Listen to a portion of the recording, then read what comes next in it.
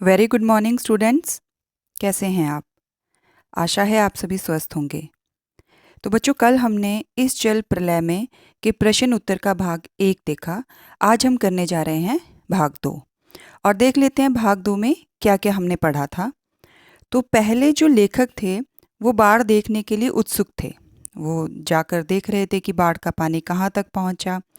बाद में जब उनको पता चल गया कि अब कुछ समय बाद वो भी बाढ़ में घिरने वाले हैं, तो वो अपनी तत्कालिक ज़रूरतों की सामान को इकट्ठा करने लगे, जैसे खाने पीने की चीज़ें, सिलेंडर, मैगज़ीन, ये सारी चीज़ें वो इकट्ठी करने लगे।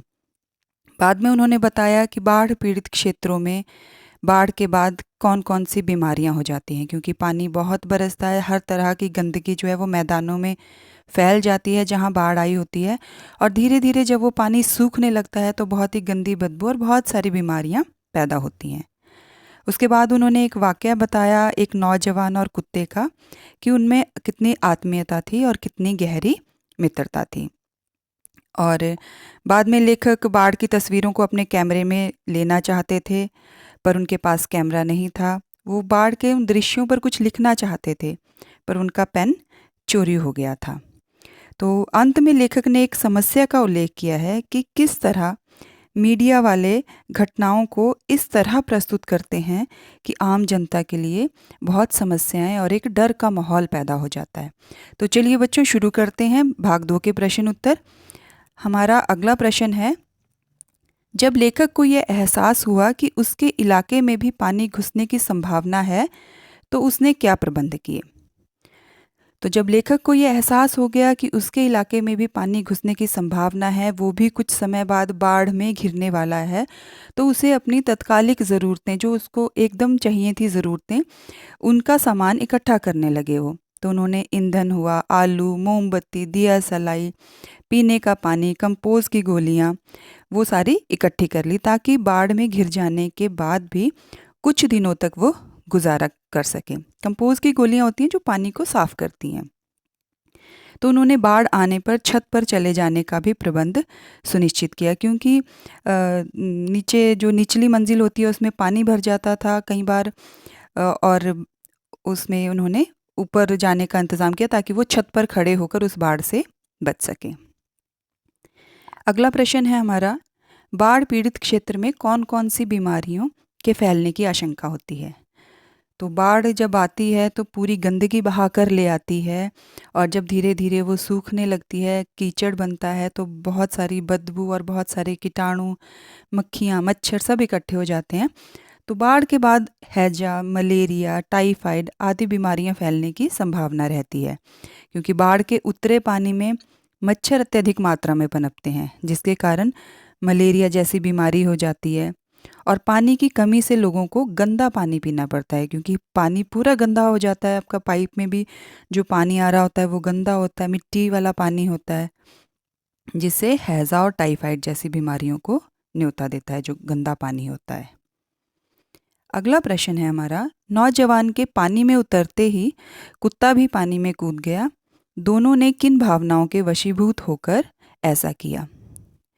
तो आपने एक वाक़या पढ़ा होगा अध्याय में, कि जब डॉक्टर जो रिलीफ़ वर्कर थे, वो गाँव के लोगों को जो बचाने के लिए आए, तो वोट में जो बीमार लोग थे उनको वो ले जा रहे थे सुरक्षित स्थान पर। तो एक नौजवान उस पर चढ़ा जो खुद बीमार था, उसे बुखार था, तो उसका कुत्ता भी उसके साथ उस बोट पर चढ़ गया।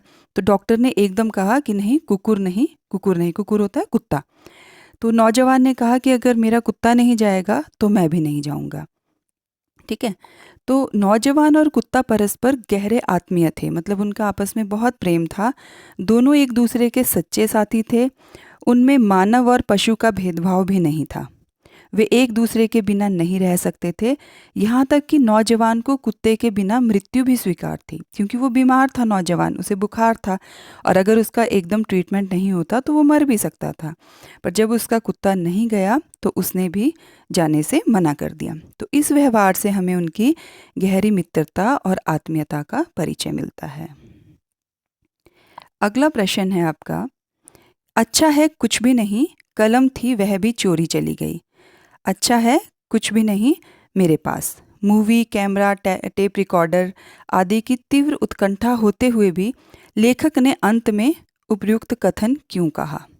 लेखक जो चाह रहे थे कि वो इस बाढ़ के दृश्य को अपने कैमरे में कैप्चर कर लें या इस बाढ़ पर कुछ लिखें। पहले उनका मन था कि वो कुछ ऐसा करें, पर बाद में वो देखते हैं कि उनके पास कैमरा भी नहीं है और उनकी जो कलम है वो भी चोरी हो गई है। तो ऐसा लेखक ने क्यों कहा कि अच्छा ही हुआ। तो यहाँ लेखक के बाढ़ से उत्पन्न दुख को व्यक्त किया है, क्योंकि बाढ़ जो है वो सर्वनाश लेकर आती है, बहुत से जन धन और लोगों का नुकसान होता है।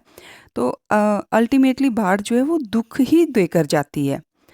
तो उसके बाढ़ से जो उत्पन्न दुख है उसको व्यक्त करते हुए लेखक ने यहाँ यह कहा कि वह इस घटना को पहले कैमरे में कैद करना चाहते थे, परंतु उनके पास कैमरा उपलब्ध नहीं था। फिर उनने उनके मन में आया कि कलम के द्वारा पन्नों पर इस त्रासदी के बारे में कुछ लिखें। त्रासदी होता है बहुत बड़ा दुख, जो उन्होंने स्वयं भोगा था, क्योंकि वो खुद भी बाढ़ में घिरे हुए थे, तो वो भी चोरी हो गई। इतनी तीव्र उत्कंठा होते हुए भी लेखक ने सोचा कि अच्छा ही हुआ। तीव्र उत्कंठा होता है कि उनके मन में था बहुत ज़्यादा कि मैं फ़ोटो लूँ और लिखूँ, पर उसके बाद भी लेखक ने ये सोचा कि चलो अच्छा ही हुआ, मेरे पास ना कैमरा है और ना ही मेरे पास पेन है, कुछ भी नहीं है। क्योंकि बाढ़ के इस सजीव और भयानक रूप को अगर वो अपने कैमरे में और कलम से पन्नों में उतार भी लेते तो उन्हें दुख के अलावा और कुछ भी प्राप्त नहीं होता, और उसे बार बार देखकर पढ़कर उन्हें प्राप्त भी क्या होता। फिर उनकी तस्वीर लेकर वह करता भी क्या, क्योंकि दुख जो है उसे आप जितना याद करते हैं वो उतना आपके जीवन पर हावी होता रहता है। तो दुख से निकलकर इंसान को आगे की तरफ बढ़ जाना चाहिए। अगर लेखक उसके तस्वीर लेता या उस पर कुछ लिखता तो वो एक लेखक थे, बार बार उसको सब पढ़ते तो मात्र दुख के उत्पन्न होने के अलावा और उसका कोई भी लाभ नहीं होता।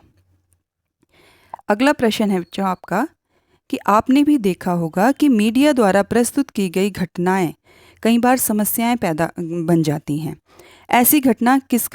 ऐसी किसी घटना का उल्लेख कीजिए।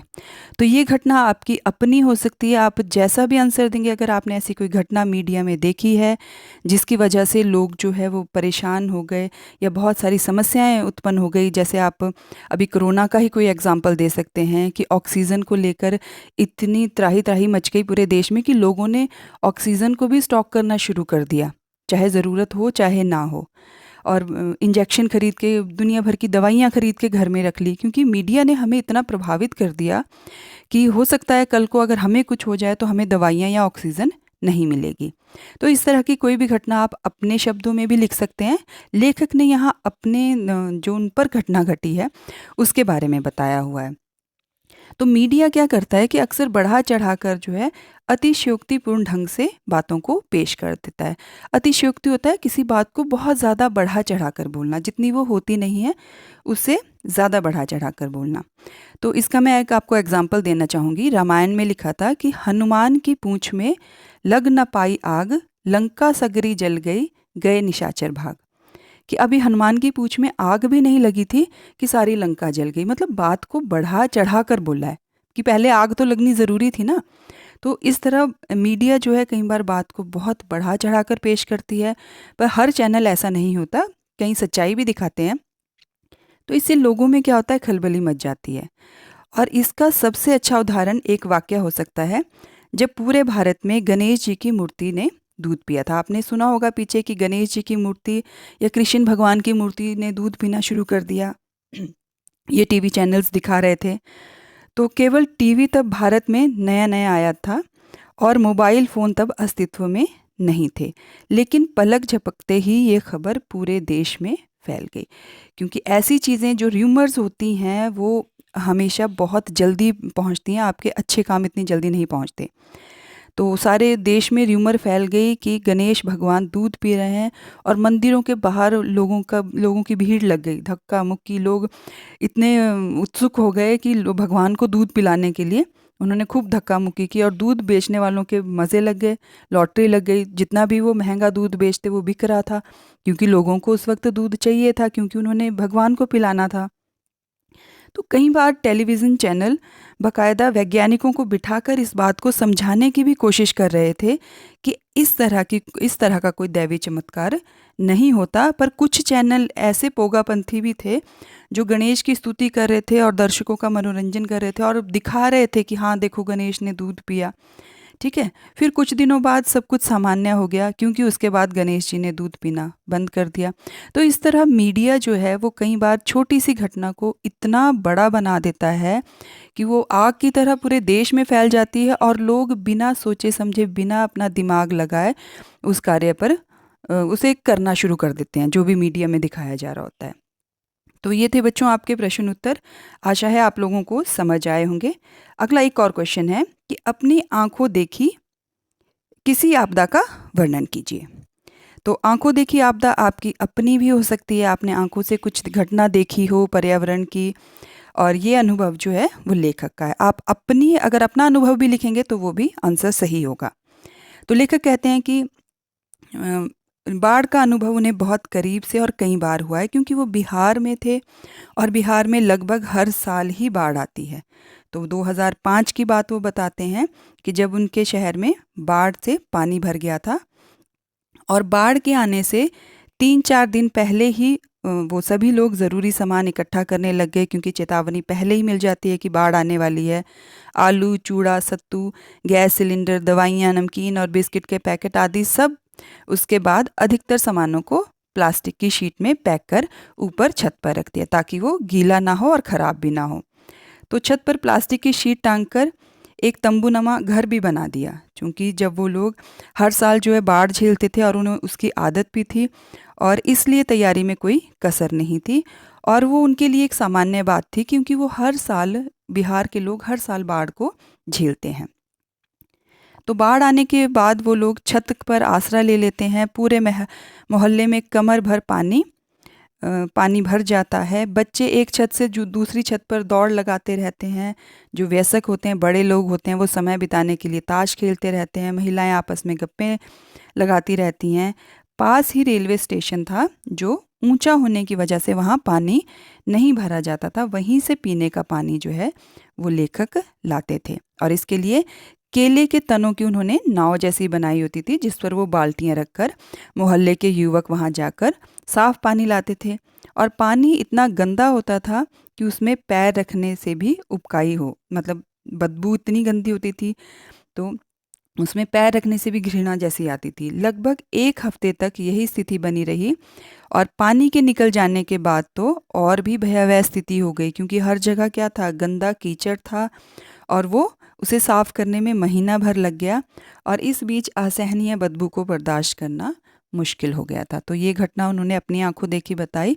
अगर आपने भी कोई ऐसी घटना देखी है, आप उसका भी अगर चित्रण करते हैं तो भी आपका आंसर सही होगा।